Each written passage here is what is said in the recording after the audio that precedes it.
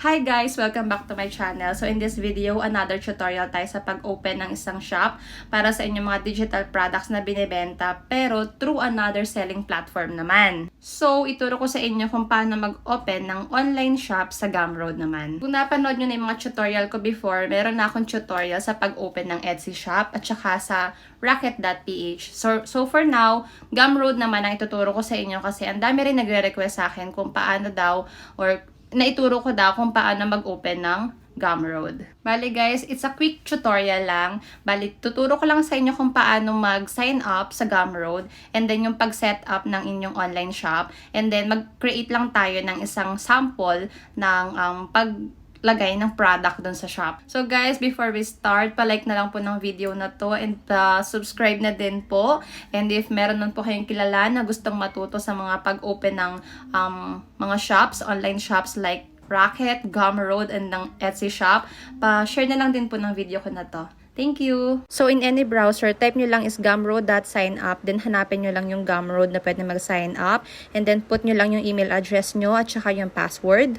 Then, may marireceive kang email. I-confirm mo lang doon. And then, okay na ang shop mo. So, ngayon, i-set up mo naman yung settings. Lagyan mo lang ng username, yung name, yung bio. Tapos, makikita mo dyan sa right side, yung preview. Ganyan yung magiging itsura ng shop mo. So, lagyan mo lang ng logo mo. And then, pag okay na yung logo mo, gawin mo lang yung sa baba. Parang pinaka-design ng shop mo. Ito yung pinaka-theme. Ayusin mo yung color na gusto mo at saka yung font na gusto mong lalabas dun sa shop mo. And then, ayusin mo lang yung other settings. Ayusin mo lang yung time zone. Pwede ka rin magbenta dito in peso. Ilagay mo na lang yan dyan. And then, update mo lang yung other fields pa na kailangang i-update. And then, after that, dun ka na pumunta sa payment tab. Tick mo lang yung mga kailangan mong i-tick dyan. And then, after that, mapupunta ka na dun sa payout method. So, ito yung bank details. Dun naman sa baba is yung PayPal details. So, iset up mo lang yung bank details mo. Ako, ang ginamit ko is BDO. Lagyan mo lang lahat ng mga kailangan details. And then, after that, kapag okay na yung na-save mo na yung bank details mo, punta ka naman dun sa PayPal. Sa baba, i-connect mo lang yung PayPal mo. So, once connected na yung PayPal mo, okay ka na dyan. Tapos, check mo lang yung mga other pang tab. Wala na akong halos ginawa na dyan eh. And then, after that, mag-create naman tayo ng sample product. So, lagay mo lang yung product name, description, and then yung cover, yan yung photo listing. Nakalagay naman dyan yung sizing. Pati sa thumbnail, nakalagay din dyan kung ano yung size na pwede mong ilagay or gamitin. And then, sa bandang baba, yun namang yan, call to action. Ikaw na bahala kung anong gusto mo.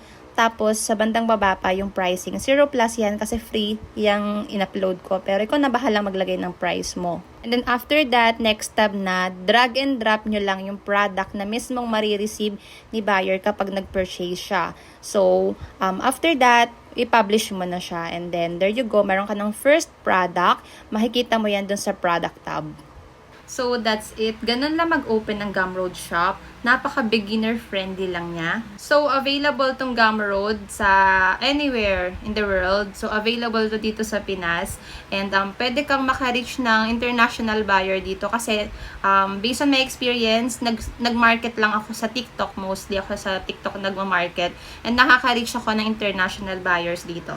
Regarding fees naman, walang bayad yung pag-open ng Gumroad shop. Ang meron lang is yung kapag nagkaroon ka ng sale, is merong 10% na fee kada sale. Pero hindi pa kasama dun yung credit card processing o kaya kapag yung via PayPal nagbayad yung buyer mo, hindi pa kasama dun sa 10% na yun ha.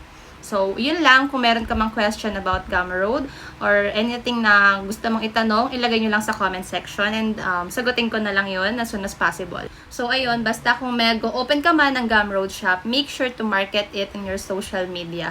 Try mo sa TikTok, Facebook, and Instagram. Sa lahat ng platform, pwede mong itry, i-market mo ng i-market para maka-reach ka ng customers or ng buyers. So, kung nakatulong man po tong video na to sa inyo, pa-subscribe na lang po and pa-like na lang din po ng video na to.